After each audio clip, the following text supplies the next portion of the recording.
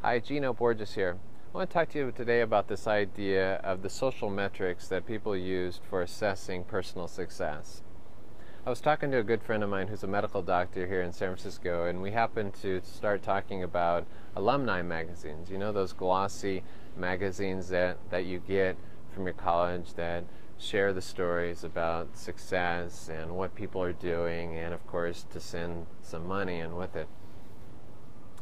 And we started talking about this idea of how it's easy to sometimes start judging yourself in light of the stories that are in the alumni magazine. You start assessing yourself on where you are in life, and because these are glossied stories they're very shiny stories, and of course they are. There's going to be a lot of talented people going to these schools doing a lot of great things, and these stories are important in terms of creating a collective community.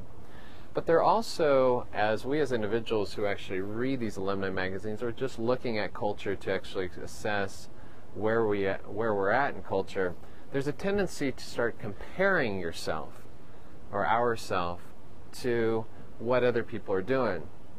And inevitably that leads us to sort of this road of sadness. And we forget that the people in these stories are looking at us and thinking that our life is well when we show up in these magazines as well. It goes both ways. So I started thinking, I go, well, this is why people having a natural connection is so important.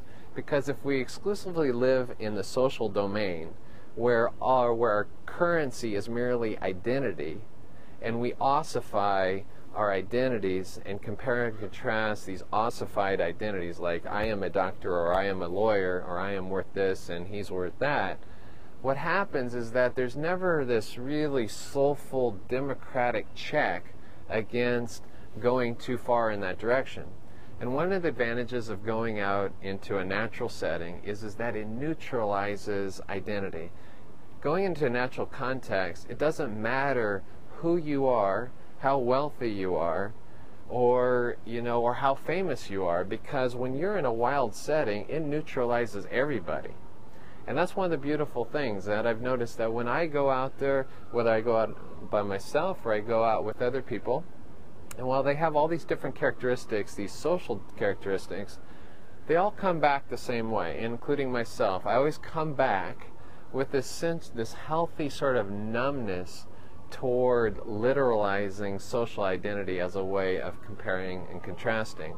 And there's sort of this beautiful sense of just ease that exists when we come back into the profane world that really loves the world of identity.